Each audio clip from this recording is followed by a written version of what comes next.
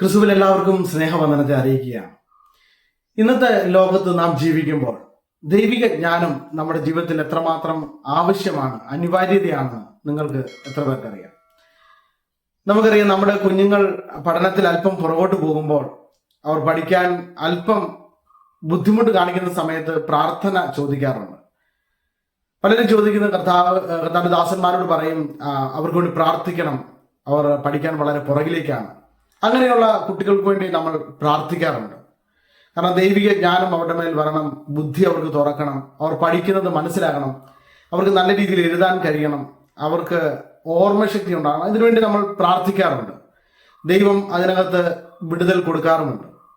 സത്യം തന്നെയാണ്.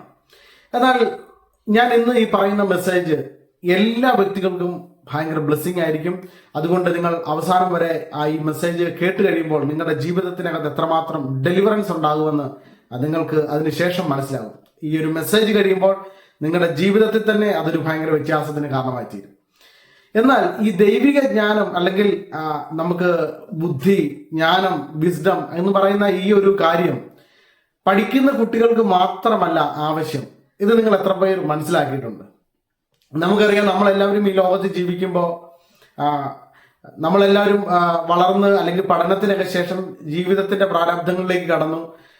എങ്ങനെയൊക്കെയോ ഓരോ കാര്യങ്ങൾ കൂടെ ഇങ്ങനെ ജീവിച്ചു പോകുന്നു. പലതും ആകസ്മികമായിട്ട് സംഭവിക്കുന്നു, ചില കാര്യങ്ങൾക്ക് വേണ്ടി പ്രാർത്ഥിക്കുന്നു, ഇങ്ങനെയൊക്കെ അങ്ങ് മുമ്പോട്ട് മൂവ് ചെയ്യുകയാണ്. എന്നാൽ ഞാനൊരു കാര്യം പറയാം, ഈ ലോകത്തിന്റെ എല്ലാ തുറകളിലും ദൈവിക ജ്ഞാനം ആവശ്യമാണ്.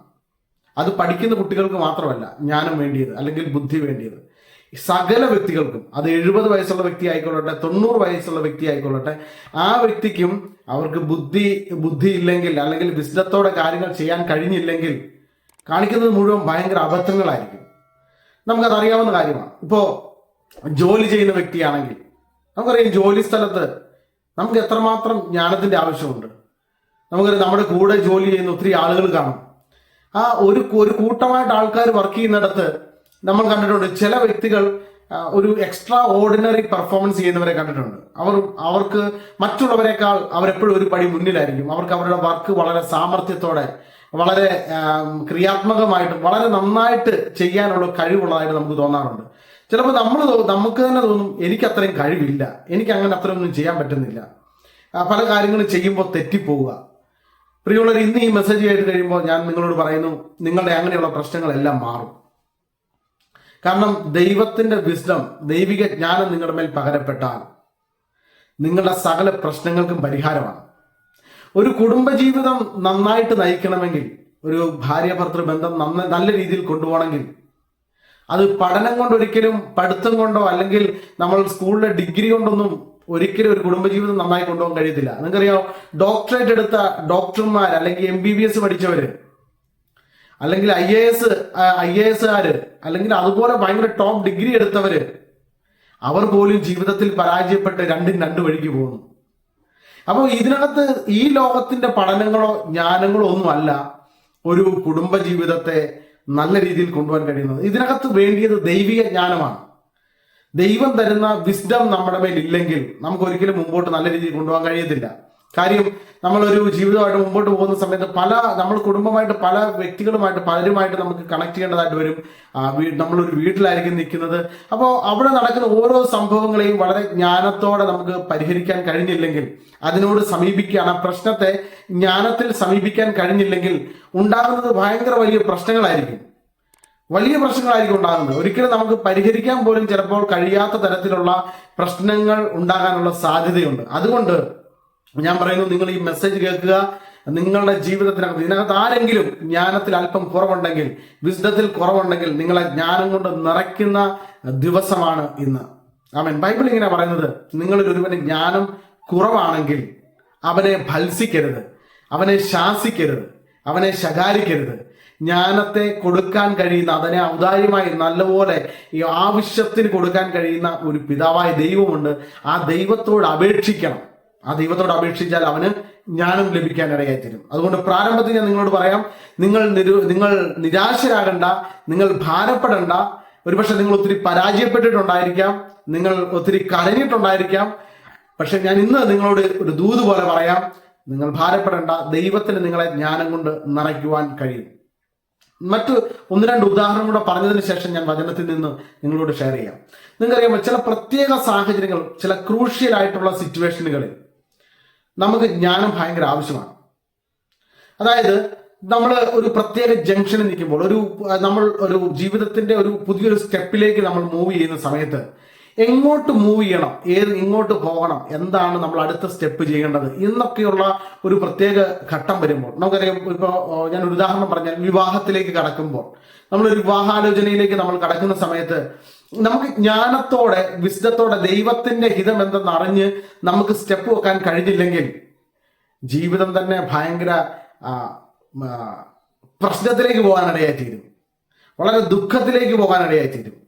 ഞാൻ പറഞ്ഞ അതുപോലെയുള്ള ക്രൂഷ്യൽ ജംഗ്ഷനുകളുണ്ട്, ചില പ്രത്യേക സാഹചര്യങ്ങളുണ്ട്. നമുക്കറിയാം, ചില വ്യക്തികൾ ഹോസ്പിറ്റലൈസ്ഡ് ആവുന്ന സമയത്ത്, അല്ലെങ്കിൽ രോഗങ്ങൾ വന്ന്, എനിക്ക് ഉണ്ടായ ഒരു എക്സ്പീരിയൻസ് ഞാൻ പറയാം. എനിക്ക് ഏറ്റവും അടുത്തറിയാവുന്ന ഒരു വ്യക്തി, അദ്ദേഹം ഒരു പ്രത്യേക സീരിയസ് ആയിട്ടുള്ള ഒരു അസുഖം മുഖാന്തരം അദ്ദേഹം ഹോസ്പിറ്റലിലായിരുന്ന ഒരു സമയമുണ്ടായിരുന്നു. ആ സമയത്ത് ആ ഹോസ്പിറ്റലിൽ ട്രീറ്റ്മെന്റ് ചെയ്തുകൊണ്ടിരിക്കുമ്പോൾ അവിടുത്തെ ട്രീറ്റ്മെന്റിൽ ഞാൻ ഒട്ടും സാറ്റിസ്ഫൈഡ് ആയിരുന്നില്ല. എനിക്ക് അതിനകത്ത് ട്രീറ്റ്മെന്റിൽ എപ്പോഴും ആ ഹോസ്പിറ്റലിൽ ട്രീറ്റ്മെന്റ് ചെയ്തുകൊണ്ടിരുന്നപ്പോൾ ഞാൻ ഭയങ്കര ഡിസ്റ്റർബ്ഡ് ആയിരുന്നു. പ്രാർത്ഥിക്കുമ്പോഴൊക്കെ അവിടെ നിന്ന് മാറ്റണം എന്നുള്ളൊരു ദൈവിക ആലോചന എൻ്റെ അകത്ത് വരാൻ തുടങ്ങി. അപ്പോൾ ഞാൻ അവരുടെ വീട്ടുകാരുമായിട്ട് സംസാരിച്ചു, ഈ ഹോസ്പിറ്റലിൽ നിന്ന് മാറ്റാം. അപ്പോൾ അവർ പറഞ്ഞു മാറ്റാൻ പറ്റത്തില്ല, കാര്യം ഇത് ഞങ്ങൾ ഓൾറെഡി ഇവിടെ ട്രീറ്റ്മെന്റ്, ഞങ്ങൾക്ക് ഇവിടെ വിശ്വാസമാണെന്ന് പറഞ്ഞു. അപ്പോൾ ഞാൻ പറഞ്ഞു ഓക്കെ, എനിവേ നിങ്ങൾ ഈ ഹോസ്പിറ്റലിൽ ട്രീറ്റ്മെന്റ് ചെയ്യും. നമുക്ക് ഈ ഹോസ്പിറ്റലിൽ ട്രീറ്റ്മെന്റ് എടുക്കുമ്പോൾ സെക്കൻഡ് ഒപ്പീനിയൻ എടുക്കുക എന്ന് പറയുന്ന ഒരു പരിപാടിയുണ്ട്. അത് അല്ലെങ്കിൽ ഹോസ്പിറ്റലുമായിട്ട് ബന്ധമുള്ള ആളുകൾക്ക് അറിയാൻ കഴിയും. നമ്മൾ സെക്കൻഡ് ഒപ്പീനിയൻ എടുക്കും. കാര്യം അവിടെ നടക്കുന്ന ട്രീറ്റ്മെന്റിന്റെ സ്കാൻ റിപ്പോർട്ടുകളും അവിടുത്തെ നമ്മൾ എടുത്തിരുന്ന എല്ലാ ബ്ലഡിന്റെ ടെസ്റ്റ് ചെയ്ത റിസൾട്ടുകൾ, അതുവരെയുള്ള പ്രോഗ്രസിന്റെ എല്ലാം റിപ്പോർട്ടുകൾ എടുത്തിട്ട് നമ്മൾ മറ്റൊരു ഹോസ്പിറ്റലിൽ നല്ലൊരു ഡോക്ടറെ കണ്ട് അവരെ പോയി കാണുന്നു. എന്നിട്ട് നമ്മൾ പേഷ്യന്റിനെ കൊണ്ടുപോകുന്നില്ല, ഈ ഡോക്ടറുടെ അടുത്ത് നമ്മൾ പോയി ഇത് കാണിച്ച്, ഡോക്ടറെ ഇങ്ങനെ ഒരു പേഷ്യന്റ് ഉണ്ട്, ഇന്നതാണ് അവരുടെ ഇപ്പോഴത്തെ സിറ്റുവേഷൻ, അവരുടെ പല ടെസ്റ്റ് ചെയ്തതിന്റെ റിസൾട്ടുകൾ ഇന്നതാണ്, ഇതിന് നമുക്ക് എന്ത് ചെയ്യാൻ പറ്റും. ഇതൊരു സെക്കൻഡ് ഒപ്പീനിയൻ ആണ്. നമ്മൾ ആ ഒരു ഹോസ്പിറ്റലിൽ കാണിച്ചുകൊണ്ടിരിക്കുമ്പോൾ തന്നെ മറ്റൊരു ഹോസ്പിറ്റലിൽ കൊണ്ടുപോയി കാണിക്കുന്നു. അപ്പോൾ നമുക്ക് ഇച്ചിരി ട്രസ്റ്റ് ചെയ്യാൻ പറ്റുന്ന ഹോസ്പിറ്റലിൽ കൊണ്ട് കാണിക്കുമ്പോൾ അവരൊരു ഗ്രൂപ്പായിട്ട് അതിനെ ഡിസ്കസ് ചെയ്തിട്ട് അതിനെക്കുറിച്ചൊരു അവലോകനം നടത്തി നമ്മളോട് പറയും അവർക്ക് അതിനകത്ത് എന്തെങ്കിലും ചെയ്യാൻ പറ്റുമോ ഇല്ലയോ എന്നുള്ള കാര്യം അവർ അതിനെക്കുറിച്ച് പറയും. മാത്രമല്ല, ഇപ്പോഴത്തെ ട്രീറ്റ്മെന്റിനകത്ത് എന്തെങ്കിലും ഒക്കെ അവർക്ക് ഒരു സജഷൻ ഉണ്ടെങ്കിൽ ആ കാര്യങ്ങൾ നമുക്ക് മനസ്സിലാക്കാൻ കഴിയും. അത് ഇപ്പോഴത്തെ ഹോസ്പിറ്റൽ എങ്ങനെ മൂവ് ചെയ്യുന്നു എന്നൊക്കെ നമുക്ക് അതിനെക്കുറിച്ചൊരു ഐഡിയ കിട്ടും. അങ്ങനെ ഞാൻ എന്ത് ചെയ്തു, ഇങ്ങനെയുള്ള ഈ റിപ്പോർട്ടുകളെല്ലാം ഇതുപോലെ ഒരു സെക്കൻഡ് ഒപ്പീനിയൻ എടുക്കാൻ മറ്റൊരു ഹോസ്പിറ്റലിലേക്ക് അയച്ചു കൊടുത്തു. അതൊരു ഇച്ചിരൂടെ ഡെവലപ്ഡ് ആയിട്ടുള്ള, ഇച്ചിരൂടെ ട്രീറ്റ്മെന്റിൽ നല്ല രീതിയിൽ നിൽക്കുന്ന ഒരു ഹോസ്പിറ്റലായിരുന്നു. ആ ഹോസ്പിറ്റലിൽ ഇച്ചിരൂടെ നമുക്ക് ട്രസ്റ്റ് ചെയ്യാൻ പറ്റുന്ന ഹോസ്പിറ്റൽ. ആ ഹോസ്പിറ്റലിലേക്ക് അയച്ചപ്പോൾ അവരൊരു ടീമായിട്ട് ഡോക്ടർമാർ കൂടി അതിനകത്ത് ആലോചിച്ചിട്ട് അവർ ഞങ്ങളോട് പറഞ്ഞു, ഈ പേഷ്യന്റിനെ ഞങ്ങൾ രക്ഷിക്കാം, ഞങ്ങൾ 100% ഈ പേഷ്യന്റിനെ ഞങ്ങൾ തിരിച്ച് ജീവിതത്തിലേക്ക് മടക്കി കൊണ്ടുവരാം. പക്ഷേ നിങ്ങളൊരു കാര്യം ചെയ്യണം, എത്രയും പെട്ടെന്ന് ഉടനടി തന്നെ നിങ്ങളൊരു ആംബുലൻസിൽ ആ രോഗിയെ ഞങ്ങളുടെ അടുത്ത് കൊണ്ടുവരണം എന്ന് പറഞ്ഞു. എന്നിട്ട് ഒരു 5 മിനിറ്റിന് ശേഷം വീണ്ടും ഹോസ്പിറ്റലിൽ നിന്ന് വിളിച്ചു, വേണ്ട, നിങ്ങളൊരു ആംബുലൻസ് നിങ്ങൾ വിടണ്ട, ഞങ്ങളുടെ എല്ലാ സജ്ജീകരണമുള്ള ആംബുലൻസ് വിത്ത് ഡോക്ടേഴ്സ് ഞങ്ങൾ അങ്ങോട്ട് അയക്കാം, എന്നിട്ട് നിങ്ങൾ ആ പേഷ്യന്റിനെ കൊണ്ടുവരാൻ പറഞ്ഞു. അങ്ങനെ അയക്കാൻ പറഞ്ഞു. പക്ഷെ ഞാനിത് ആ വീട്ടുകാരോട് സംസാരിച്ചപ്പോൾ അവർ അതിന് ഒരിക്കലും വില്ലിങ് ആയില്ല. അവർ പറഞ്ഞു ഇല്ല, ഞങ്ങൾക്ക് പറ്റില്ല. ഞാൻ പറഞ്ഞു അല്ല, നമുക്ക് എങ്ങനെയും നമുക്ക് അവിടെ ട്രീറ്റ്മെന്റ് ചെയ്യാം. അന്നേരം പറഞ്ഞു അവിടെ ഒത്തിരി പൈസയാകും, പണം കൂടുതലാകും. ഞാൻ പറഞ്ഞു ഓൾറെഡി ഇവിടെ നമുക്ക് പണം ആകും, ഇതുപോലെ തന്നെയുള്ള പണം നമുക്ക് അവിടെ ആകത്തുള്ളൂ. ഇനി അതല്ല മറ്റെന്തെങ്കിലും കാര്യമുണ്ടെങ്കിൽ ഒരു ജീവന്റെ കാര്യമാണ്, നമുക്ക് പണം എങ്ങനെയും ഉണ്ടാക്കാം, നമുക്ക് ആരോടെങ്കിലും ചോദിച്ചിട്ടാണെങ്കിലും. ഇല്ല, ദൈവം വഴി തുറക്കും, 100% ഉറപ്പാണ്, അതുകൊണ്ട് നമുക്ക് പോകാം എന്ന് പറഞ്ഞെങ്കിലും അവർ അതിന് സമ്മതിച്ചില്ല. ഇവിടുത്തെ ട്രീറ്റ്മെന്റ് ഏറ്റവും വേഴ്സായി പോയിക്കൊണ്ടിരുന്നു. ഞാൻ അതിനെക്കുറിച്ച് ഡീറ്റെയിൽ ആയിട്ട് കാര്യങ്ങൾ ഞാൻ പറയുന്നില്ല. പ്രിയമുള്ളവരെ, അവിടെ ഏകദേശം എനിക്ക് തോന്നുന്നു 2-3 മാസത്തോളം ആ ഹോസ്പിറ്റലിൽ കിടന്നതിന് ശേഷം അവസാന നിമിഷം ആ ഹോസ്പിറ്റലുകാർ പറഞ്ഞു, ഇനി ഞങ്ങൾക്കൊന്നും ചെയ്യാനില്ല, നിങ്ങൾ ഇവിടുന്ന് കൊണ്ടുപോയിക്കൊള്ളാൻ പറഞ്ഞു. അങ്ങനെ അവിടുന്ന് ഹോസ്പിറ്റലിൽ നിന്ന് അവരവിടുന്ന് ഇറക്കി വിടുമ്പോൾ തിരിച്ച് വീട്ടിൽ കൊണ്ടുവന്നു. അവിടുന്ന് പിന്നെ മെഡിക്കൽ കോളേജിൽ കൊണ്ടുപോകേണ്ട സാഹചര്യം ഉണ്ടായി. മെഡിക്കൽ കോളേജിൽ കൊണ്ടുപോകുന്നപ്പോഴത്തേന് അവർ പറഞ്ഞു ഓൾറെഡി ഇതിന്റെ ടൈം എല്ലാം കഴിഞ്ഞുപോയി, ഇനി ഞങ്ങൾക്കൊന്നും ചെയ്യാൻ കഴിയത്തില്ല എന്ന് പറഞ്ഞു. അവിടുന്ന് തിരികെ വീട്ടിലേക്ക് കൊണ്ടുവന്നു. ഞങ്ങൾ പ്രാർത്ഥിക്കാനിടയായി തീർന്നു. എന്നാൽ സംഭവിച്ചത് മറ്റൊന്നായിരുന്നു. ചില നാളുകൾക്ക് ശേഷം ആ പ്രിയ സഹോദരൻ ഈ ലോകത്തോട് വിട പറയുവാനിടയെ തീർന്നു. ഞങ്ങൾക്ക് ഒത്തിരി ദുഃഖമുണ്ടായ കാര്യമാണ്, ഒത്തിരി ഭാരമുണ്ടായ കാര്യമാണ്. എന്നാൽ ഞാനൊരു കാര്യം പറയാം, നമ്മളുടെ ഇതുപോലെയുള്ള സിറ്റുവേഷനുകളിൽ, നമ്മുടെ ജീവിതത്തിൽ നമ്മൾ ഫേസ് ചെയ്യുന്ന ഇതുപോലെയുള്ള ചില സാഹചര്യങ്ങൾക്കകത്ത്, നമ്മൾ ആ ഒരു പീക്ക് ടൈമിനകത്ത് നമ്മൾ എടുക്കുന്ന ചില ഡിസിഷനിൽ ഒരു ജീവന്റെ വില കാണും. ആ സമയത്ത് നമ്മൾ എടുക്കുന്ന ഡിസിഷൻ, ആ സമയത്ത് നമ്മൾ എടുക്കുന്ന ഒരു തീരുമാനം ഒരു വ്യക്തിയെ ചിലപ്പോൾ ജീവിപ്പിക്കുന്നതായിരിക്കും, ആ വ്യക്തിയെ മരണത്തിനകത്തും തിരിച്ചു കൊണ്ടുവരുന്നതായിരിക്കും. അതുകൊണ്ടാണ് ഞാൻ പറഞ്ഞത്, നമ്മുടെ ജീവിതത്തിൽ ജ്ഞാനം എപ്പോഴും ആവശ്യമാണ്. അത് പഠിക്കുന്ന കുട്ടികൾക്ക് മാത്രമല്ല. എപ്പോഴും എല്ലാവരും ജ്ഞാനത്തിന് വേണ്ടി പഠിക്കുക അല്ലെങ്കിൽ ബുദ്ധി ഉണ്ടാകാനും വിസ്ഡം ഉണ്ടാകാനും നമ്മൾ പിള്ളേർക്ക് വേണ്ടിയാണ് പ്രാർത്ഥിക്കുന്നത്. ഞാൻ പറയുന്നു, പിള്ളേരെക്കാൾ അധികമായിട്ട് പേരൻസിന് വേണ്ടി പ്രാർത്ഥിക്കണം. കാര്യം, പേരൻസിന് ജ്ഞാനമുണ്ടെങ്കിൽ മാത്രമേ അവരുടെ തലമുറകളെ നന്നായിട്ട് വളർത്താൻ കഴിയത്തുള്ളൂ. ജ്ഞാനമില്ലെങ്കിൽ, ദൈവിക ജ്ഞാനം, കുഞ്ഞുങ്ങളെ വളർത്താൻ ജ്ഞാനം ആവശ്യമാണ്, ചുമ്മാ വളർത്താൻ പറ്റത്തില്ല. വെറുതെ നമ്മളൊരു കുഞ്ഞുങ്ങളെ, നമ്മളുടെ തലമുറകളെ നമ്മൾ വെറുതെ വളർത്തിയാൽ അവർ വളർന്നു വരുന്നത് വളരെ വികലമായിട്ടുള്ള സ്വഭാവത്തോടു കൂടിയായിരിക്കും.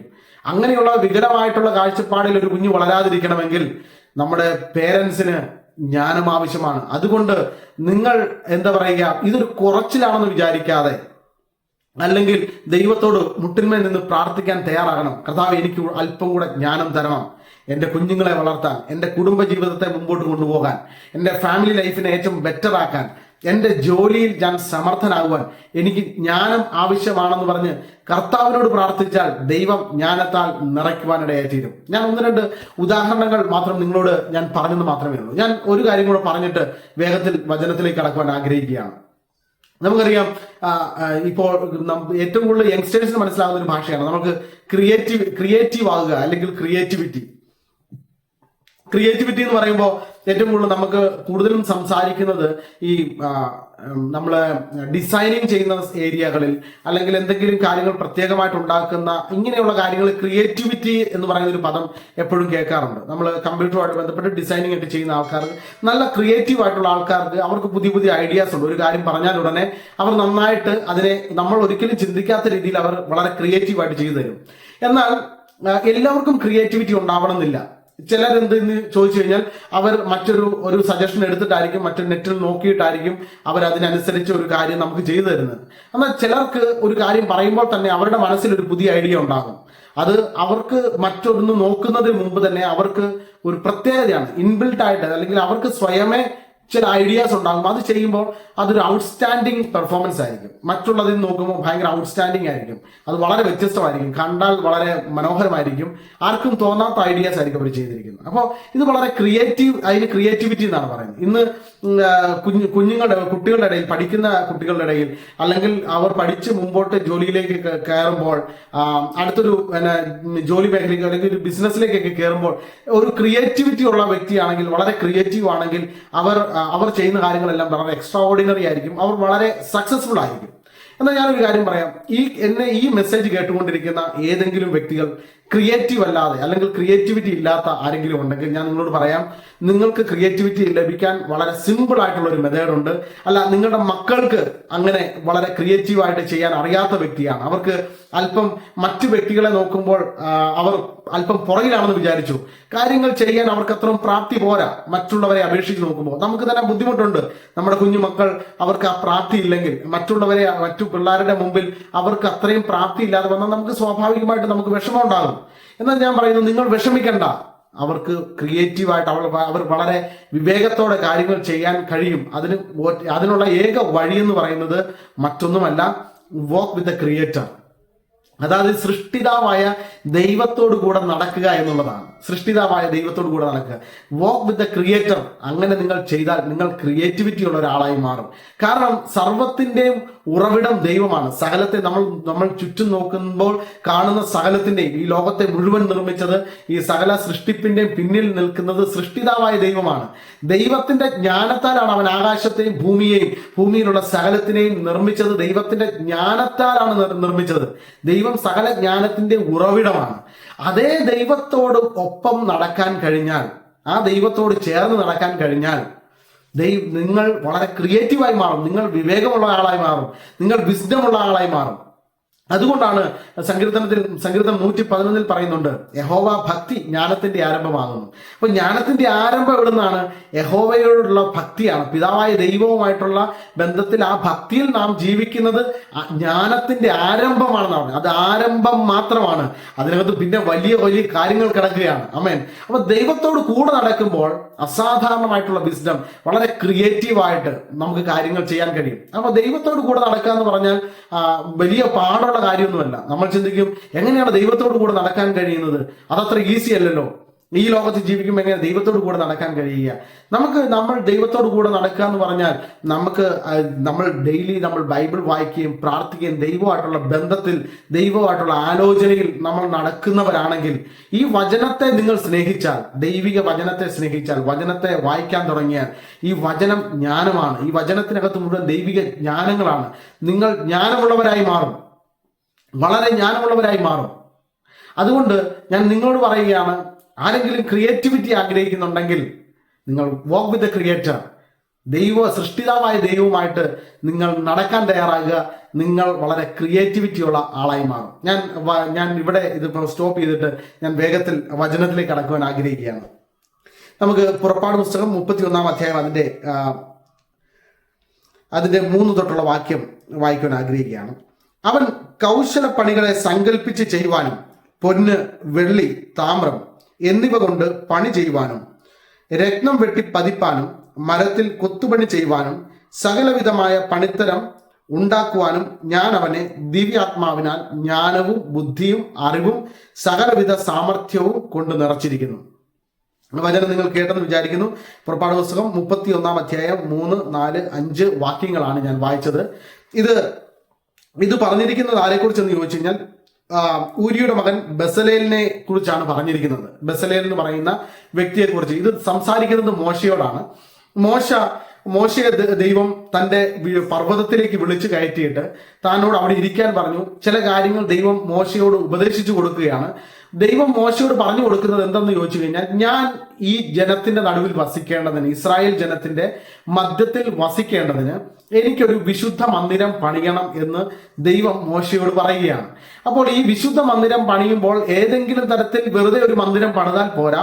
ആ മന്ദിരം പണിയേണ്ടതിന്റെ അളവുകളും എന്തൊക്കെ കാര്യങ്ങൾ അതിനകത്ത് ക്രമീകരിക്കണം, അതിനകത്തുള്ള തിരുനിവാസങ്ങളും മറ്റു കാര്യങ്ങളും ഉണ്ടാക്കേണ്ട, അതിനകത്ത് ഉപകരണങ്ങൾ ഉണ്ടാക്കേണ്ട രീതികളുണ്ട്, അതിന്റെ അളവുകളുണ്ട്, അത് പൊന്നിൽ പൊതിയേണ്ടതുണ്ട്, അതിന് ചിത്രപ്പണി ചെയ്യേണ്ടതുണ്ട്.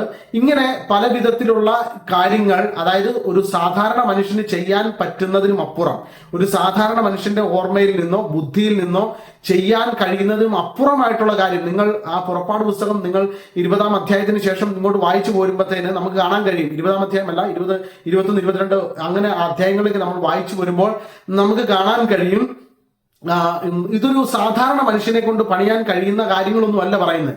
കാര്യം ഒരു മനുഷ്യന്റെ ബുദ്ധിയിൽ നിൽക്കുന്ന കാര്യമല്ല, അതിനും അപ്പുറമായിട്ടുള്ള വളരെയധികം കാര്യങ്ങൾ ദൈവം മോശയോട് പറയുകയാണ്. അപ്പോൾ അത് വളരെ ഈസി അല്ല ചെയ്യാൻ. അപ്പോൾ നമുക്കറിയാം, പണ്ടത്തെ ഒരു കാലഘട്ടം എന്ന് പറഞ്ഞാൽ രാജാക്കന്മാരുടെ ഒരു കാലഘട്ടത്തിൽ, ഇതുപോലെ ശില്പിമാര്, നമുക്കറിയാം ശില്പിമാര്, ഇതുപോലെയുള്ള പണികൾ ചെയ്യുന്ന ശില്പിമാരുണ്ട്. വളരെയധികം നല്ല രീതിയിൽ ഇതുപോലെ ചിത്രപ്പണികളും മറ്റു പണികളും ഒക്കെ ചെയ്യുന്ന ആളുകളുണ്ട്. അതൊരു പ്രത്യേകം ആളുകളാണ്.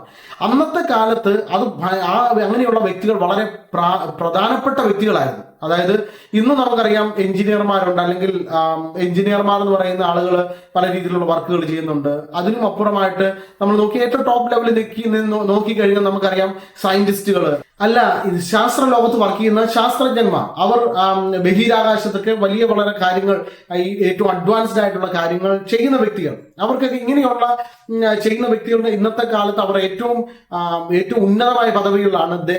രാജ്യം അവർക്ക് വലിയ പദവിയാണ് കൊടുക്കുന്നത്. അവരെ എല്ലാവർക്കും കാണാൻ കഴിയില്ല, മീറ്റ് ചെയ്യാൻ പറ്റത്തില്ല. അവർക്ക് പ്രത്യേക സെക്യൂരിറ്റി ഉണ്ട്.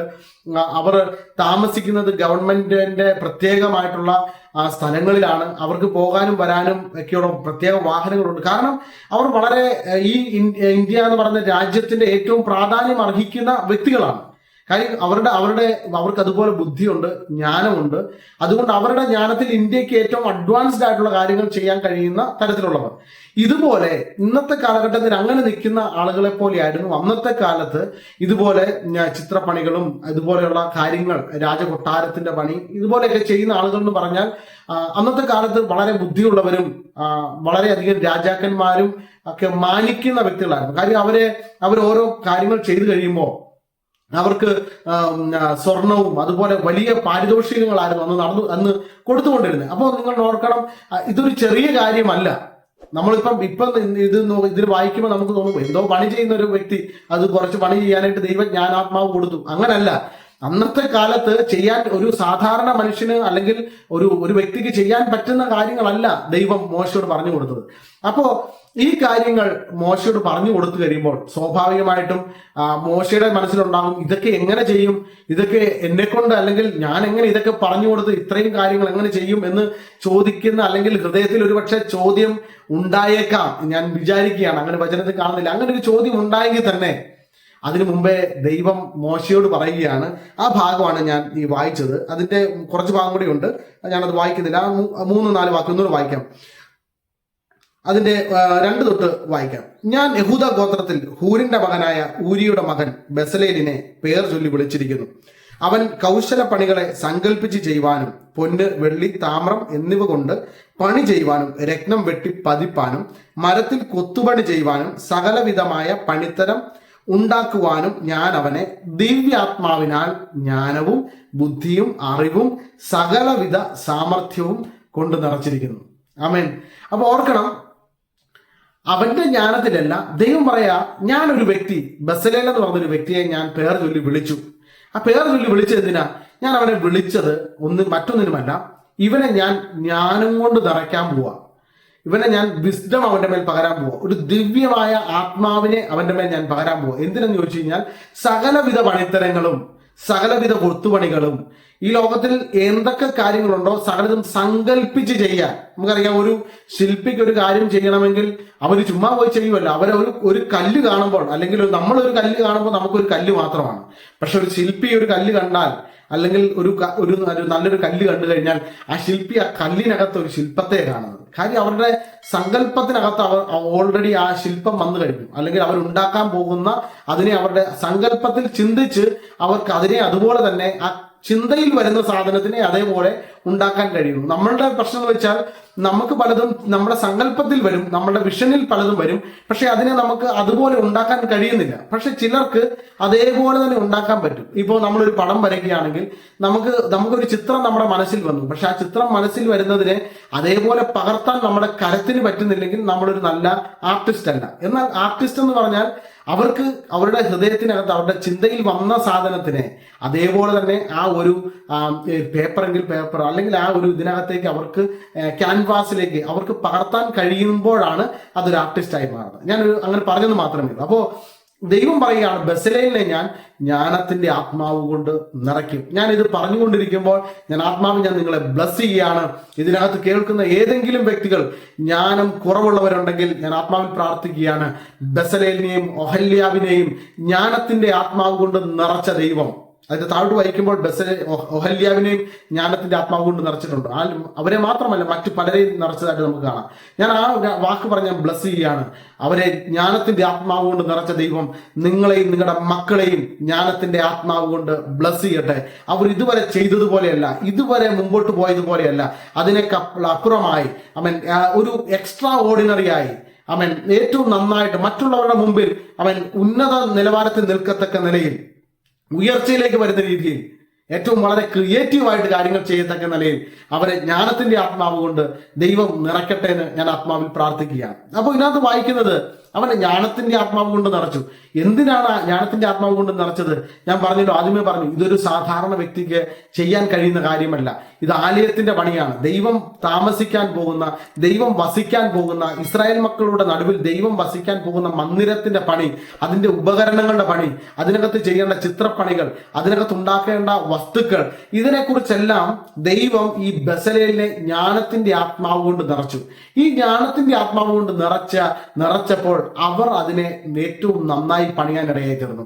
ഞാൻ അതിനകത്തുനിന്ന് ഒരു ഭാഗം ഞാൻ വേഗത്തിലെടുത്ത് ഒരു ഭാഗം കൂടെ ഞാൻ പറഞ്ഞിട്ട് ഞാൻ വേഗത്തിൽ നിർത്തുവാൻ ആഗ്രഹിക്കുകയാണ്. ഇതിനകത്ത് പറയുന്നുണ്ട്, ഞാൻ അവനെ ദിവ്യാത്മാവിനാൽ, ഇതാണ് ഏറ്റവും വലിയൊരു പോയിന്റ്, ദിവ്യാത്മാവിനാൽ. ഈ ദിവ്യാത്മാവ് എന്താണ്? സ്വാഭാവികമായിട്ട് നമുക്ക് ചോദ്യം തോന്നും, എന്താണ് ദിവ്യാത്മാവ്?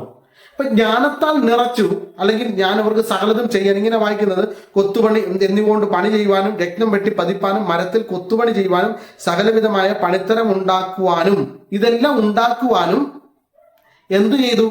ഇതെല്ലാം ചെയ്യാനായിട്ട് ഒരൊറ്റ സൊല്യൂഷനാണ് പറഞ്ഞിരിക്കുന്നത്, ഒരു ദിവ്യാത്മാവ്. ഇതെല്ലാം ചെയ്യാൻ, ഇതെല്ലാം ഈസ് ഈക്വൽ ടു ദിവ്യാത്മാവ്. നിങ്ങൾ ഇങ്ങനെ എഴുതിക്കണം, എന്തൊക്കെയാണോ നിങ്ങൾക്ക് ജ്ഞാനത്തിൽ ആവശ്യം, എന്തൊക്കെയാണോ നിങ്ങൾക്ക് വേണ്ടിയത്, വേണ്ടിയതെല്ലാം എഴുതി വെച്ചിട്ട് അതിന് ഈസ് ഈക്വൽ ടു ദിവ്യാത്മാവ്. ഞാൻ പറഞ്ഞത് മനസ്സിലായെന്ന് വിശ്വസിക്കുന്നു. ഒന്നുകൂടെ ഞാൻ പറയാം, എന്തൊക്കെയാണോ നിങ്ങൾക്ക് ക്രിയേറ്റീവ് ആണെങ്കിൽ അങ്ങനെ, അല്ല നിങ്ങൾക്ക് നിങ്ങളുടെ കുടുംബജീവിതത്തിലാണ് നിങ്ങൾക്ക് വിസ്ഡം വേണ്ടിയത്, അല്ല നിങ്ങൾക്ക് ജോലി മേഖലയിൽ നിങ്ങൾക്ക് ഒരു എക്സ്ട്രാ ഓർഡിനറി ആകണം, അല്ലെങ്കിൽ നിങ്ങൾക്ക് ഏറ്റവും പുതിയ ഐഡിയാസ് നിങ്ങൾക്ക് പറയണം, അല്ലെങ്കിൽ നിങ്ങൾ ജീവിക്കുന്ന ഏത് തുറകളിലും നിങ്ങൾക്ക് ഒരു ജ്ഞാനം ആവശ്യമാണെങ്കിൽ അതെല്ലാം എഴുതി വെക്കുക, ഈസ് ഈക്വൽ ടു ദിവ്യാത്മാവ്. മനസ്സിലായി ഞാൻ വിശ്വസിക്കുകയാണ്. അപ്പൊ ഈ ദിവ്യാത്മാവ് എന്താണ്? അതാണ് പരിശുദ്ധാത്മാവ്.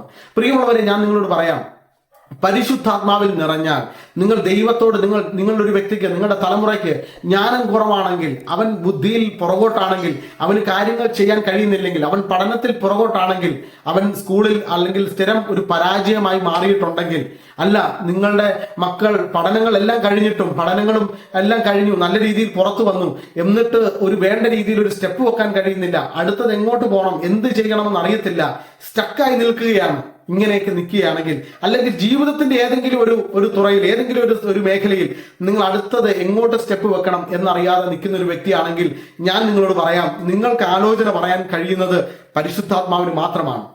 നിങ്ങൾ മനുഷ്യനോട് ആലോചന ചോദിച്ചാൽ തെറ്റിപ്പോകാനുള്ള സാധ്യതയുണ്ട്. മനുഷ്യൻ നമ്മളോട് പറയുന്ന ആലോചനകൾ പലതും അവന്റെ അഭിപ്രായങ്ങളായിരിക്കും. പല മനുഷ്യന്റെ അഭിപ്രായങ്ങൾ അവന്റെ എക്സ്പീരിയൻസിൽ നിന്ന് പുറത്തു വന്ന അഭിപ്രായങ്ങളായിരിക്കാം. പക്ഷേ ആ അഭിപ്രായം ഒരിക്കലും ചിലപ്പോൾ നിങ്ങളുടെ ജീവിതത്തിൽ അത് ഫലപ്രാപ്തിയിലേക്ക് എത്തുവാൻ ചിലപ്പോൾ സാധ്യമാകുകയില്ലായിരിക്കാം. നമ്മൾ ആ ഒരു അഭിപ്രായം എടുത്ത് ചെയ്താൽ ഒരുപക്ഷെ പരാജയപ്പെട്ടു പോയേക്കാം. അല്ല, നമ്മളൊരു മുമ്പിൽ ഒരു കാര്യമായിട്ട് നിൽക്കുകയാണ്, അടുത്തൊരു ഡിസിഷൻ എടുക്കണം, നമ്മളൊരു പീക്ക് പോയിന്റിൽ നിൽക്കുകയാണ്, ഇവിടെ ഒരു നല്ലൊരു റൈറ്റ് ആയിട്ടുള്ള ഒരു തീരുമാനം എടുത്തെങ്കിലേ നമുക്ക് മുമ്പോട്ട് പോകാൻ കഴിയത്തുള്ളൂ. ആ തീരുമാനം തെറ്റായി പോയാൽ ചിലപ്പോൾ അത് വലിയൊരു ഫ്ലോപ്പ് ആയി പോകാൻ സാധ്യതയുണ്ടെന്ന് വിചാരിച്ചു നിങ്ങൾ മനുഷ്യനോട് ആലോചന ചോദിച്ച് നടക്കരുത്. നിങ്ങൾക്ക് അതിന് ഉത്തരം തരാൻ കഴിയുന്നത് ദിവ്യാത്മാവിനാണ്, അത് പരിശുദ്ധാത്മാവാണ്. ആ പരിശുദ്ധാത്മാവിനെ നിങ്ങൾ നമ്പി നോക്കിക്കേ. പരിശുദ്ധാത്മാവിനോട് പറ, പരിശുദ്ധാത്മാവെ നീ എന്നെ ഹെൽപ്പ് ചെയ്യണം, എനിക്ക് ആലോചന പറഞ്ഞു തരണം. പരിശുദ്ധാത്മാവിന്റെ പ്രത്യേകതയാണ്, അവൻ ആലോചനക്കാരനാണ്. ഈ വചനത്തിൽ തന്നെ പറയുന്നത്, പരിശുദ്ധാത്മാവിനെ കുറിച്ച് പറയുന്നത് അവൻ കാര്യസ്ഥനാണ്. എന്താ? കാര്യങ്ങളെല്ലാം നമുക്ക് നടത്തി തരാൻ കഴിയുന്ന, നമുക്ക് കാര്യങ്ങൾ പറഞ്ഞു തരുന്നവനാണ്. ഈ ലോകത്തിൽ നിന്നും യേശു തന്റെ ക്രൂശീകരണത്തിന് ശേഷം, താൻ ഇവിടുന്ന് എടുക്കപ്പെട്ട് പോയതിനു ശേഷം സ്വർഗത്തിലേക്ക് സ്വർഗാരോഹണം ചെയ്യുന്നതിന് മുമ്പ് പറഞ്ഞൊരു കാര്യമുണ്ട്, ഞാൻ ഇവിടെ നിന്ന് പോകുന്നു, ഇനി ഇവിടുത്തെ കാര്യങ്ങൾ നോക്കാൻ ഞാൻ ഏൽപ്പിച്ചിരിക്കുന്നത് പരിശുദ്ധാത്മാവിനെയാണ്. ഇന്ന് ഈ ലോകത്തെ സഭയെ നയിക്കുന്നത്, ഇന്ന് ലോകത്തിൽ നമ്മളെ നയിക്കുന്നത് പരിശുദ്ധാത്മാവാണ്. അതുകൊണ്ട് ഞാനൊരു കാര്യം പറയാം, പരിശുദ്ധാത്മാവിനെ റിജക്ട് ചെയ്ത് മുമ്പോട്ട് പോകാതിരിക്കുക, പരിശുദ്ധാത്മാവിനെ ഒഴിവാക്കിക്കൊണ്ട് ഒരു കാര്യവും ചെയ്യാതിരിക്കുക. പരിശുദ്ധാത്മാവിനെ ഒഴിവാക്കുന്ന ഒരു സഭയാണെങ്കിൽ നിങ്ങൾ അങ്ങനെയുള്ള സഭയുമായിട്ട് നിങ്ങൾ ബന്ധപ്പെട്ടു പോകരുത്. കാര്യം പരിശുദ്ധാത്മാവില്ലെങ്കിൽ, പരിശുദ്ധാത്മാവുമായിട്ടുള്ള സംസർഗം നിങ്ങൾക്കില്ലെങ്കിൽ, പരിശുദ്ധാത്മാവ് നിങ്ങളെ ഗൈഡ് ചെയ്യുന്നില്ലെങ്കിൽ നിങ്ങളൊരു വലിയ പരാജയമായി തീരും. നിങ്ങളുടെ ജീവിതത്തിൽ പരാജയങ്ങൾ തന്നെയാണെങ്കിൽ ഞാൻ 100% ഉറപ്പ് പറയാം, നിങ്ങൾക്ക് പരിശുദ്ധാത്മാവിൽ നിന്നും ആലോചന ലഭിക്കുന്നില്ല. അതാണ് അതിന്റെ ശരിയായിട്ടുള്ള ഉത്തരം. നിങ്ങൾ എന്തുകൊണ്ട് പരാജയപ്പെടുന്നു? നിങ്ങൾ എന്തുകൊണ്ട് തകർന്നു പോകുന്നു? എന്തുകൊണ്ട് നിങ്ങളുടെ ബിസിനസ് പരാജയപ്പെട്ടു പോകുന്നു? പരിശുദ്ധാത്മാവ് നിങ്ങൾക്ക് ഗൈഡ് ചെയ്താൽ നിങ്ങളുടെ ബിസിനസ് പരാജയപ്പെടത്തില്ല. ഞാനൊരു എക്സ്പീരിയൻസ് ഞാൻ ഷെയർ ചെയ്യാം. ഞാനൊരു കേട്ടൊരു എക്സ്പീരിയൻസ് ആണ്. സിസ്റ്റർ അന്നകണ്ഠത്തിൽ എന്ന് പറയുന്ന ആ സഹോദരി പറഞ്ഞിരിക്കുന്ന ഒരു ടെസ്റ്റിമണി, ഞാനത് കുറച്ച് നാളുകൾക്ക് മുമ്പ് ഞാനത് ഇങ്ങനെ കേൾക്കുവാനിടയായിട്ടുണ്ട്. താൻ പറഞ്ഞൊരു കാര്യം ഇങ്ങനെയാണ്, താൻ വളരെ കാലങ്ങൾക്ക് പുറകിൽ, അന്ന് ഇവിടെ പുതിയ ടെക്നോളജി അല്ലെങ്കിൽ കമ്പ്യൂട്ടറും അതുപോലെ ഇന്റർനെറ്റ് കാര്യങ്ങളെ ഇങ്ങനെയുള്ള കാര്യങ്ങളൊക്കെ കേരളത്തിലേക്ക് വന്ന ഒരു സമയത്ത്, ആ ഒരു സമയമായപ്പോൾ ഇതിന്റെ വലിയൊരു ടെൻഡർ തനിക്ക് ലഭിക്കാനിടയായി. തനിക്ക് അതിന്റെ ഇവിടെ ഇന്ത്യയിൽ അല്ലെങ്കിൽ കേരളത്തിൽ അതിന്റെ കാര്യങ്ങൾ ചെയ്യാനായിട്ടുള്ള ഒരു ലൈസൻസിന് വേണ്ടി ഗവൺമെന്റ് അവിടുന്ന് ഒരു ഇൻഫർമേഷൻ കിട്ടി. അങ്ങനെ താൻ അത് എടുക്കുവാനായിട്ടുള്ള ഒരു പ്ലാനിങ് ചെയ്തു. അങ്ങനെ താൻ അതിനുവേണ്ടിയുള്ള കാര്യങ്ങൾ ചെയ്യുന്ന സമയം, അങ്ങനെ താൻ അത് ചെയ്യാം എന്ന് വിചാരിച്ച് താൻ മുമ്പോട്ട് മൂവ് ചെയ്യുന്ന സമയത്ത് പല ആൾക്കാരും അതിനുവേണ്ടി ശ്രമിക്കുന്നുണ്ടായിരിക്കാം. പക്ഷേ ഈ ഒരു വ്യക്തിക്ക് അന്ന് ഇത് ലഭിക്കാനായിട്ടുള്ള എല്ലാ സാധ്യതകളും ഉണ്ട്, തനിക്ക് ലഭിക്കാൻ പോവാം. അപ്പൊ ലഭിക്കാൻ പോകുന്ന സമയത്ത് താൻ അത് ഓക്കെ ഈ ഒരു ബിസിനസ്സിലേക്ക് സ്റ്റെപ്പ് വെക്കാം എന്ന് വിചാരിച്ച് താൻ മുമ്പോട്ട് മൂവ് ചെയ്യുന്ന സമയത്ത് താൻ രാത്രിയിൽ താൻ ഒരു സ്വപ്നം കാണുക. താൻ സ്വപ്നം കാണുമ്പോൾ താൻ ഇങ്ങനെയാണ് കണ്ടത്. ഇതിനുവേണ്ടി പ്രാർത്ഥിച്ചതിന് ശേഷമാണ്, ദൈവത്തോട് ഒത്തിരി പ്രാർത്ഥിച്ചു, കർത്താവ് എന്ത് ചെയ്യണം, ഞാൻ എങ്ങനെ മൂവ് ചെയ്യണം എന്ന് ചോദിക്കുന്ന സമയത്ത് താൻ ഇങ്ങനെ സ്വപ്നം കണ്ടത് ഇങ്ങനെയാണ്. താൻ ഒരു സ്ഥലത്തിരിക്കുന്നു. അപ്പോൾ അവിടെ ഒരു ഇലയിൽ ചോറ്, ഭക്ഷണം, ഏറ്റവും നല്ല ടേസ്റ്റി ആയിട്ടുള്ള ഭക്ഷണം, ചോറും കറികളും എല്ലാം നിരത്തി വെച്ചിരിക്കുന്നു. താൻ അതിനകത്തേക്ക് ഇത് കഴിക്കാൻ വേണ്ടി താൻ പെട്ടെന്ന് ചോറിലേക്ക് കൈയിടുകയാണ്. താൻ ചോറിലേക്ക് കൈയിടുമ്പോൾ ചോറായിട്ടിരുന്ന ആ ഇതിലേക്ക് കൈയിട്ടപ്പോൾ എന്ത് സംഭവിച്ചെന്നറിയാമോ? ഈ ചോറിന് പകരം ഈ കൈയിട്ടപ്പോൾ ഈ ചോറിൽ നിന്നും പുഴുക്കൾ കയ്യിലേക്ക് കയറുകയാണ്. ഒത്തിരി പുഴുക്കൾ കയ്യിലേക്ക് കയറി. പെട്ടെന്ന് താൻ ഞെട്ടി ഉണർന്നു ഭയപ്പെട്ടു പോയി. എന്താണ് സംഭവിച്ചത്? താൻ പ്രാർത്ഥിക്കാൻ തുടങ്ങി. അപ്പോൾ പ്രാർത്ഥിക്കാൻ തുടങ്ങിയപ്പോഴാണ് തനിക്ക് മനസ്സിലായത്, ദൈവാത്മാവ് തന്നെ വിലക്കുകയാണ് ഈ ബിസിനസ്സിനകത്തേക്ക്, ഈ ഒരു കാര്യത്തിലേക്ക് നീ സ്റ്റെപ്പ് വെക്കരുത്, നീ കാണുന്നത് അല്ല, അതിനകത്ത് വളരെ തിക്താനുഭവം ഉണ്ടാകുമെന്ന് പരിശുദ്ധാത്മാവ് തനിക്ക് ഒരു ആലോചന കൊടുത്തതായിരുന്നു ആ വിഷൻ. താൻ പിറ്റേന്ന് തന്നെ പറഞ്ഞു താൻ അതിനകത്തുനിന്ന് പിന്മാറി. ഈ കോൺട്രാക്ട് എനിക്ക് വേണ്ട എന്ന് പറഞ്ഞ് താൻ പിന്മാറുവാനിടയായിരുന്നു. അത് മറ്റു ചിലർ ഏറ്റെടുത്തു. എന്നാൽ അത് ഭയങ്കര തകർച്ചയായി മാറി. അവർ ഭയങ്കരമായിട്ട് തകർന്നു പോകാനിടയായി തീർന്നു. ഞാൻ പറഞ്ഞതിന്റെ സാരം, ഒരു വ്യക്തി ഒരു ബിസിനസ്സുകാരനായി, ഒരുപക്ഷെ നിങ്ങളൊരു ബിസിനസ്സുകാരനായിരിക്കാം, നിങ്ങൾ ഒത്തിരി ബിസിനസ് ചെയ്ത വ്യക്തിയായിരിക്കാം, ഇപ്പോഴും ബിസിനസ് സക്സസ് ആയി പോകുന്ന വ്യക്തിയായിരിക്കാം. എന്നാലും ഞാൻ നിങ്ങളോട് പറയാം, നിങ്ങളുടെ ബിസിനസ് സക്സസ് ആണെങ്കിലും നിങ്ങൾ പരിശുദ്ധാത്മാവിനോട് ആലോചന ചോദിച്ച് മുമ്പോട്ട് പോവുക. അല്ല, നിങ്ങൾ ബിസിനസ്സിൽ തകർന്നിരിക്കുന്ന ഒരു വ്യക്തിയാണോ, തകർന്ന് തരിപ്പണമായി ഇരിക്കുന്ന ഒരു വ്യക്തിയാണെങ്കിൽ ഞാൻ നിങ്ങളോട് പറയാം, നിങ്ങളുടെ തകർച്ചയുടെ കാരണം നിങ്ങൾ ആത്മാവിനോട് ആലോചന ചോദിക്കാത്തത് കൊണ്ടാണ്. നിങ്ങൾ പരിശുദ്ധാത്മാവിനോട് ആലോചന ചോദിച്ചു നോക്ക്. പരിശുദ്ധാത്മാവ് നിങ്ങൾക്ക് ഏറ്റവും നല്ല ഐഡിയ പറഞ്ഞു തരും. The God who gives you good ideas. ഏറ്റവും നല്ല ഐഡിയ, ആർക്കും തോന്നാത്ത ഐഡിയകൾ ദൈവത്തിന്റെ പരിശുദ്ധാത്മാവ് പറഞ്ഞു തരും. ഞാൻ ഒരു ഭാഗത്ത് ഞാൻ വായിച്ചതാണ്. അമേരിക്കയിലുള്ള പ്രാർത്ഥിക്കുന്ന ഒരു മനുഷ്യൻ, അദ്ദേഹം തുടങ്ങിയതാണ് കോൾഗേറ്റ് എന്ന് പറയുന്ന നമ്മൾ ഇന്നും ഇവിടെ ഉപയോഗിച്ചുകൊണ്ടിരിക്കുന്ന ടൂത്ത് പേസ്റ്റ്. കോൾഗേറ്റ് അദ്ദേഹത്തിന് ദൈവം കൊടുത്തൊരു ഐഡിയ ആണ്. ഒരു വളരെ ക്രിയേറ്റീവ് ആയിട്ടുള്ള ഒരു ഐഡിയ ദൈവം കൊടുത്തതാണ്. അങ്ങ് അവിടെ ആ ഒരു കോണിൽ നിന്നൊരു മനുഷ്യൻ അത് ഉണ്ടാക്കിയിട്ട് അത് ഇന്ന് കേരളത്തിന്റെ ഏത് കോണിലാണ് ഇങ്ങനെയൊരു കോൾഗേറ്റ് എന്ന് പറയുന്ന നമ്മൾ പേസ്റ്റ് ഉപയോഗിക്കാത്തത്? ഏത് വില്ലേജിലാണ് നമ്മൾ ഉപയോഗിക്കാത്തത്? ഇന്ത്യയുടെ ഏത് വില്ലേജിനകത്തും അതുണ്ട്, ലോകത്തിന്റെ ഏത് രാജ്യങ്ങളിലും അതുണ്ട്. കാര്യം ദൈവം കൊടുത്ത ഐഡിയ ആണ്, ദൈവം കൊടുത്ത ബിസിനസ് ഐഡിയ ആണത്. പ്രിയമുള്ളവരെ, ഞാൻ നിങ്ങളോട് പറയാം, നിങ്ങൾ ജ്ഞാനത്തിന്റെ ആത്മാവ് കൊണ്ട് നിറയപ്പെടട്ടെ. അസാധാരണമായ വിസ്ഡം നിങ്ങളുടെ മേൽ വെളിപ്പെടട്ടെ. നിങ്ങൾ ഇതുവരെ കാണാത്ത വിസ്ഡം 2026 നിങ്ങൾ ഇതുവരെ കാണാത്ത വിസ്ഡം, നിങ്ങൾ അറിയാത്ത വിസ്ഡം നിങ്ങളുടെ കുടുംബജീവിതത്തെ നയിക്കാൻ, നിങ്ങളുടെ ജോലിയിൽ മുമ്പോട്ട് പോകാൻ, ബിസിനസ്സിൽ, നിങ്ങളുടെ പഠനത്തിൽ, സകലത്തിന് മേലും ദൈവിക വിസ്ഡം ചലിക്കട്ടെ എന്ന് ഞാൻ ആത്മാവിൽ പ്രാർത്ഥിക്കുകയാണ്. അപ്പോ നിങ്ങൾ പരിശുദ്ധാത്മാവിനോട് പറഞ്ഞാൽ, പരിശുദ്ധാത്മാവിനെ നിങ്ങൾ ആശ്രയിച്ചാൽ നിങ്ങൾക്ക് വിസ്ഡം ലഭിക്കും. പരിശുദ്ധാത്മാവ് നിങ്ങൾക്ക് ആലോചന പറഞ്ഞു തരും. നിങ്ങൾ പരാജയപ്പെടത്തില്ല. നിങ്ങൾക്ക് മുമ്പോട്ട് പോകേണ്ട വഴി പറഞ്ഞു തരും. നിങ്ങൾ ഒരു പ്രത്യേക സ്ഥലത്ത് നിൽക്കുമ്പോൾ നിങ്ങൾക്ക് എങ്ങോട്ട് പോകണമെന്ന് അറിയത്തില്ല, എന്താണ് അടുത്തൊരു സ്റ്റെപ്പ് വെക്കേണ്ടതെന്ന് അറിയത്തില്ല. നിങ്ങൾ മനുഷ്യനോട് ആലോചന ചോദിച്ചാൽ തെറ്റിപ്പോകാൻ സാധ്യതയുണ്ട്. നിങ്ങൾ പ്രവാചകന്മാരോട് ചോദിച്ചാൽ ചിലപ്പോൾ തെറ്റിപ്പോകാൻ സാധ്യതയുണ്ട്. എന്നാൽ പരിശുദ്ധാത്മാവിന് ഒരിക്കലും തെറ്റ് പറ്റത്തില്ല. പ്രവാചകന്മാരോട് ചോദിച്ചാൽ നിങ്ങൾ ഒരുപക്ഷെ 2 വട്ടം ആലോചിക്കണം. നിങ്ങൾ മറ്റൊരു പ്രവാചകനും ചിലപ്പം മറ്റൊരു പ്രവാചകനോടും ആലോചന ചോദിച്ചു, രണ്ടുപേരും 2 അഭിപ്രായം പറയുന്നെങ്കിൽ നിങ്ങൾ കൺഫ്യൂസ്ഡ് ആയി പോകും. നിങ്ങൾ പ്രവാചകന്മാരോട് ആലോചന ചോദിക്കരുതെന്നല്ല ഞാൻ പറഞ്ഞത്. നിങ്ങൾ മറ്റൊരു വ്യക്തിയെ കൊണ്ട് പ്രാർത്ഥിപ്പിക്കരുതെന്നല്ല ഞാൻ പറഞ്ഞത്. നിങ്ങളുടെ വിഷയങ്ങൾക്ക് നിങ്ങൾ പ്രാർത്ഥിപ്പിക്കണം. ദൈവദാസന്മാരുടെ പ്രാർത്ഥന നിങ്ങൾക്ക് അനുഗ്രഹമാണ്, അത് ബ്ലെസ്സിംഗ് ആണ്, അത് സത്യം തന്നെയാണ്. എന്നാലും നിങ്ങൾക്ക് പേഴ്സണലായി ദൈവവുമായിട്ട് ബന്ധമുണ്ടായിരിക്കണം. ദൈവവുമായിട്ടുള്ള നിങ്ങളുടെ ബന്ധം നിങ്ങളെ റൈറ്റ് ആയിട്ടുള്ള ട്രാക്കിലേക്ക് നടത്തും. ഏറ്റവും കൃത്യമായിട്ടുള്ള വഴിയിലേക്ക് നിങ്ങളെ നടത്തും. അത് നിങ്ങൾക്ക് പരാജയത്തിന്റെ വഴിയായിരിക്കത്തില്ല, അത് നിങ്ങളെ തകർക്കുന്ന വഴിയായിരിക്കത്തില്ല, അത് നിങ്ങളെ ഉടയ്ക്കുന്ന വഴിയാകത്തില്ല. മറിച്ച് നിന്നെ സമൃദ്ധിയിലേക്ക് നയിക്കുന്ന, നിന്നെ ദാരിദ്ര്യത്തിനകത്തുനിന്ന് സമ്പത്തിലേക്ക് നയിക്കുന്ന, നിന്നെ ഉയർത്തുന്ന വഴികൾ പരിശുദ്ധാത്മാവ് പറഞ്ഞു തരും. പരിശുദ്ധാത്മാവ് പറഞ്ഞു തരും. ദൈവം നിനക്ക് ആലോചന പറഞ്ഞു തരും. കാരണം അവൻ കാര്യസ്ഥനാണ്.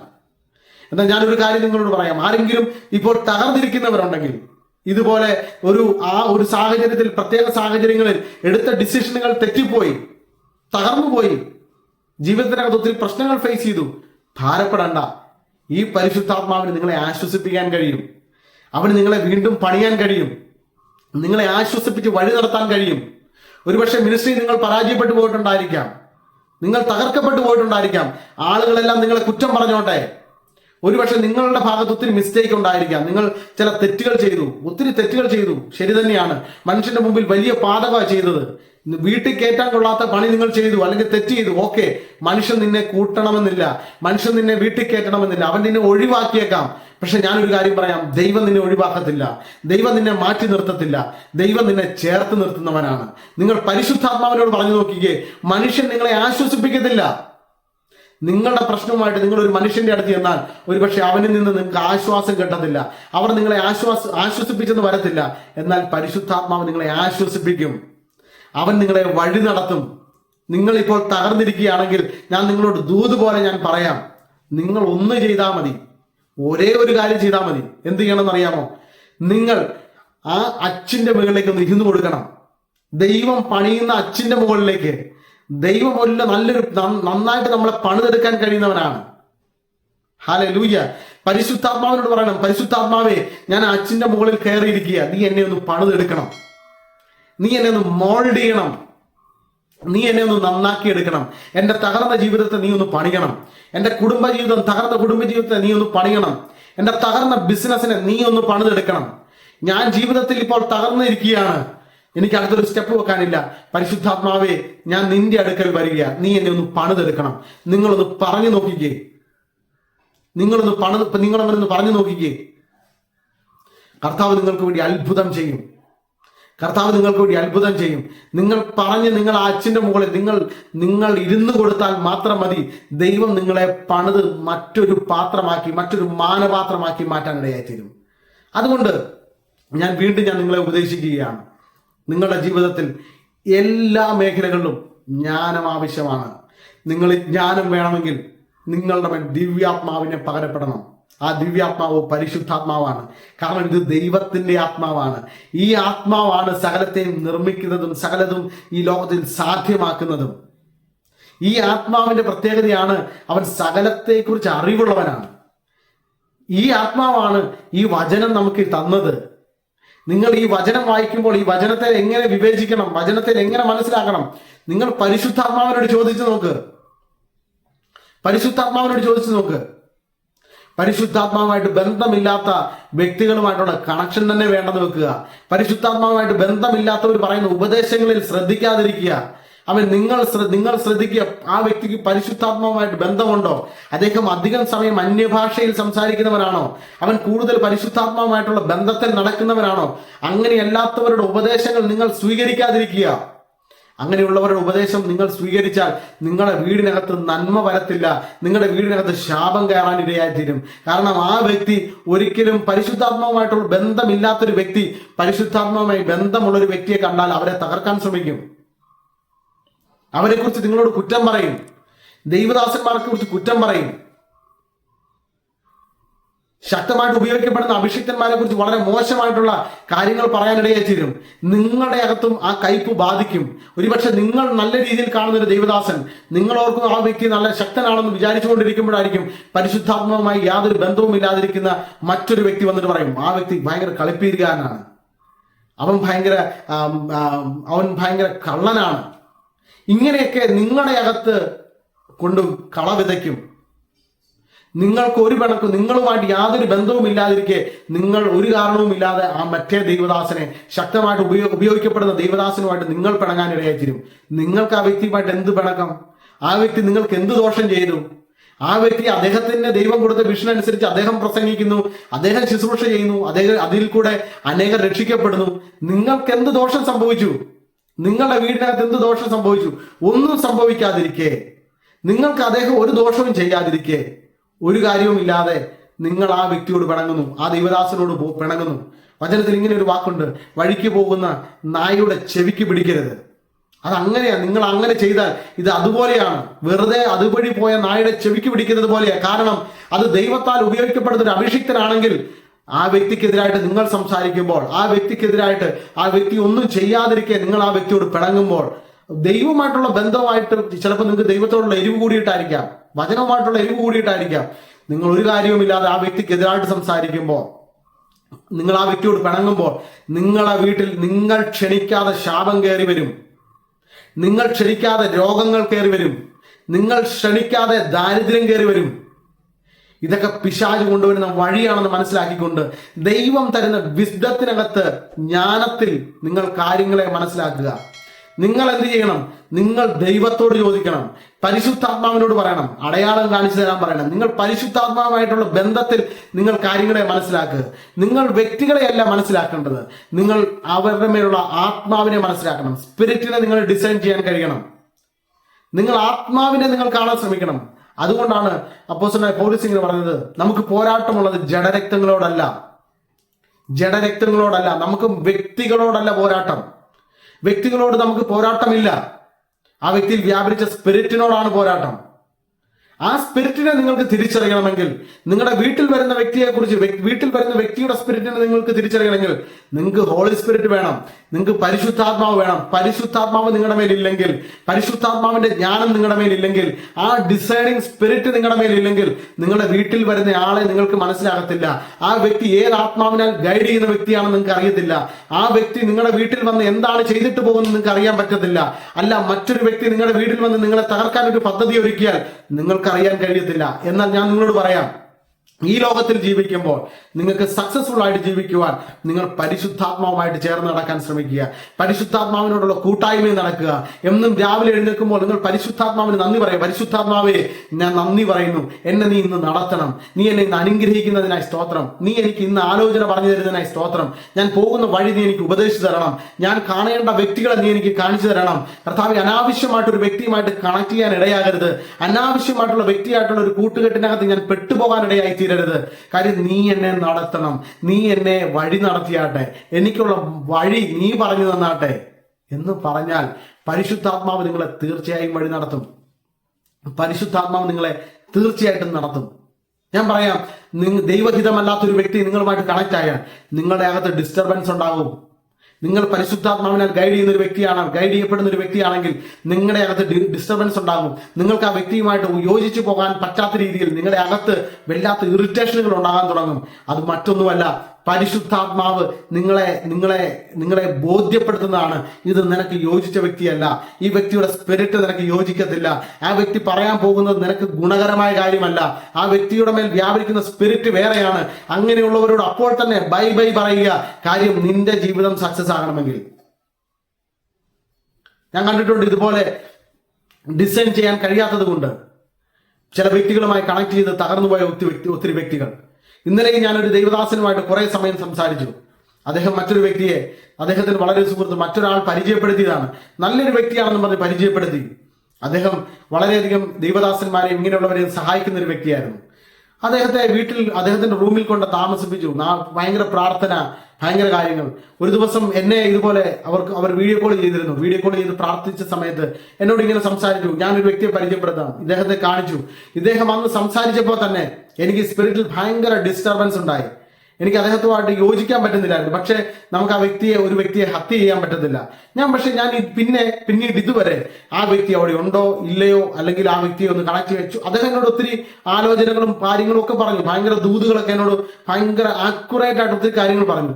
പക്ഷെ അന്ന് തന്നെ എനിക്ക് ഭയങ്കര ഡിസ്റ്റർബൻസ് സ്പിരിറ്റ് തന്നതുകൊണ്ട് ഞാൻ ആ വ്യക്തിയായിട്ട് പിന്നെ കണക്ട് ചെയ്തിട്ടേ ഇല്ല, ആ വ്യക്തിയെക്കുറിച്ച് ചോദിച്ചിട്ടേ ഇല്ല. കാര്യം ഞാൻ അതിനുശേഷം ഈ പാസ്റ്ററുമായിട്ട് ഞാൻ വളരെ ആത്മബന്ധമാണ്, നല്ലൊരു വ്യക്തിയാണ് അദ്ദേഹവുമായിട്ട് കണക്ട് ചെയ്യുന്നുണ്ടെങ്കിലും ഈ വ്യക്തി അദ്ദേഹത്തിന് കൂടെയുണ്ട്. ആ വ്യക്തിയെക്കുറിച്ച് ഞാൻ ചോദിച്ചിട്ട് പോലുമില്ല.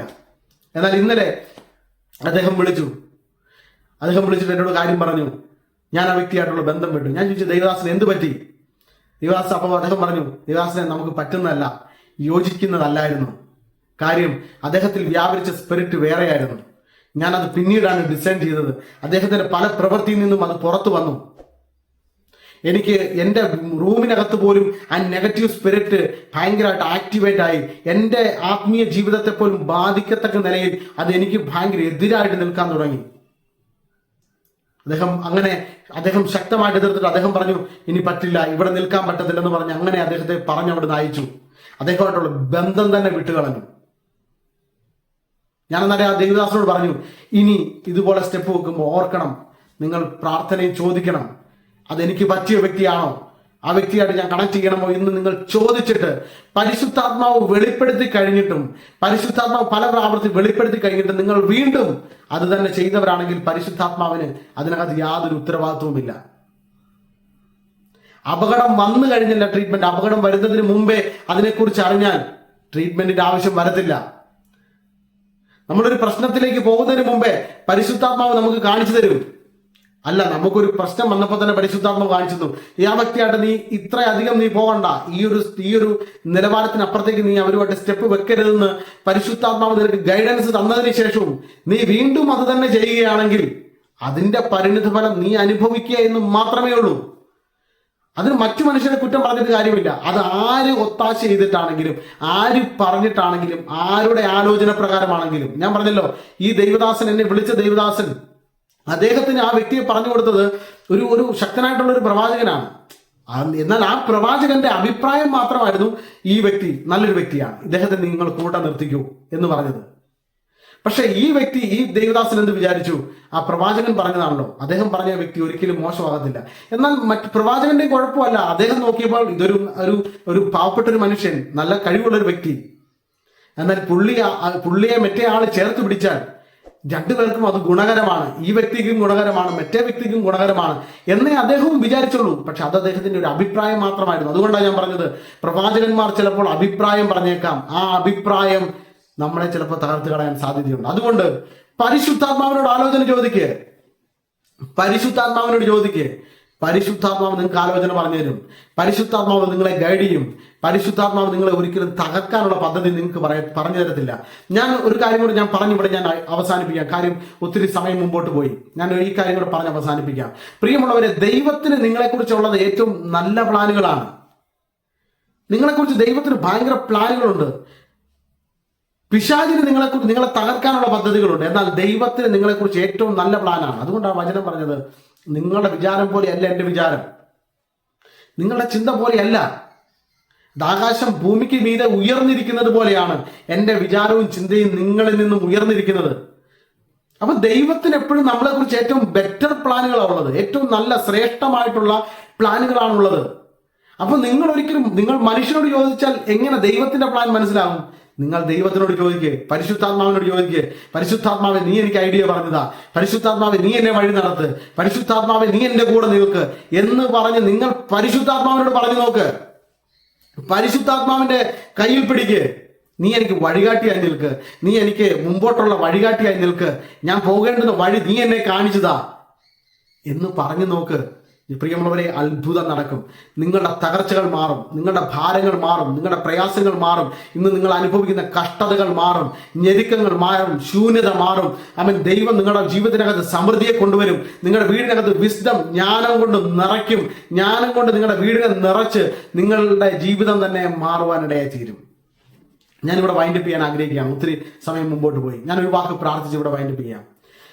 ഇപ്പൊ ഈ മെസ്സേജ് കേട്ടുകൊണ്ടിരിക്കുമ്പോൾ നിങ്ങൾ ആരെങ്കിലും അങ്ങനെ ചിന്തിക്കുന്നവരുണ്ടെങ്കിൽ, എനിക്ക് ജ്ഞാനം കുറവാണ്, അല്ലെങ്കിൽ നിങ്ങൾക്കറിയാവുന്ന ഏതെങ്കിലും വ്യക്തിക്ക് ജ്ഞാനം കുറവുണ്ടെങ്കിൽ നിങ്ങൾ അവരോട് നിങ്ങൾ ഈ ഉപദേശം പറയുക.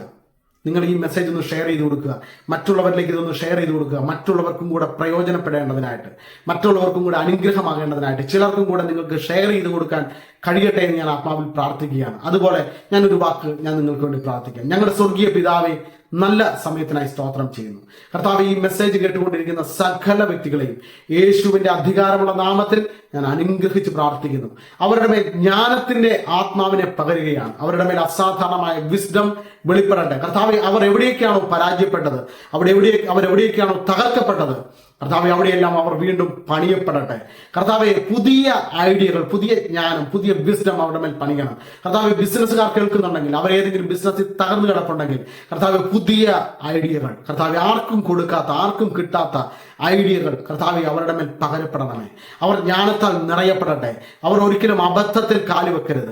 അബദ്ധത്തിലേക്ക് അവരുടെ മൂവുകൾ ഒരിക്കലും പോകരുത്. അബദ്ധത്തിൽ മറ്റൊരു എൻഗേജ്മെന്റിലേക്ക് അവർ പോകാൻ ഇടയായിത്തീരരുത്. ആ ഒരു സ്റ്റെപ്പ് വെക്കാൻ ഇടയാകരുത്. കർത്താവെ അതുപോലെ നീ ജ്ഞാനം കൊണ്ട് അവരെ നിറയ്ക്കണം. വിസ്ഡം അവരുടെ മേൽ പകരണം. കർത്താവെ ഞാൻ അങ്ങനെ ബ്ലസ് ചെയ്യുന്നു. കർത്താവ് പഠിക്കുന്ന കുട്ടികളെ ഞാൻ ബ്ലസ് ചെയ്യുന്നു. അവർക്കിടെ മേൽ ജ്ഞാനത്തെ തുറക്കണം, വിസ്ഡം തുറക്കണം, ബുദ്ധിയെ തുറക്കണം, ഓർമ്മശക്തിയെ തുറക്കണം. ഇതുവരെ കാണാത്ത ഭയങ്കര മാർക്കുകൾ അവർ മേടിക്കട്ടെ. അവർ സ്കൂളിലും കർത്താവ് അവരുടെ വീടിനകത്തും ഏറ്റവും ശ്രേഷ്ഠന്മാരായി മാറട്ടെ. അവിടുന്ന് അത്ഭുതം ചെയ്യണമേ.